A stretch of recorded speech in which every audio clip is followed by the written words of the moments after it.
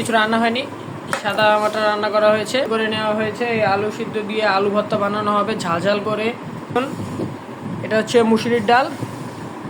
আজকে আলু ভর্তা ডাল দিয়ে খাওয়া হবে একদমই। হ্যালো এভরিওয়ান, আসসালামু আলাইকুম। আজকে আপনাদের রন্ধনঘর কিচেনের সামান্য একটি ব্লগ তুলে ধরবো। আজকে তেমন বেশি কিছু রান্না হয়নি, সাদা মাটা রান্না করা হয়েছে। দেখুন এখানে আলু সিদ্ধ করে নেওয়া হয়েছে। এই আলু সিদ্ধ দিয়ে আলু ভর্তা বানানো হবে ঝাল ঝাল করে। আর আলু ভর্তা দিয়ে খেতে তো আমার খুব বেশ ভালোই লাগে। আর আলু ভর্তার সঙ্গে যদি ঘি দিয়ে করা হয় তাহলে তো কথাই নেই, আরও সুন্দর লাগবে খেতে।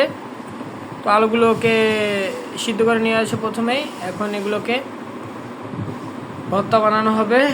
আর এর সঙ্গে রয়েছে আলু ভর্তার প্রিয় একটি সঙ্গী উপকরণ, এই যেখানে দেখুন, এটা হচ্ছে মুসুরির ডাল। আজকে আলু ভর্তা ডাল দিয়ে খাওয়া হবে একদমই সাদামাটা খাবার। তো গরমের সময় আর কিছু খেতে মন চাইলো না, এই জন্যই এগুলো করা হলো।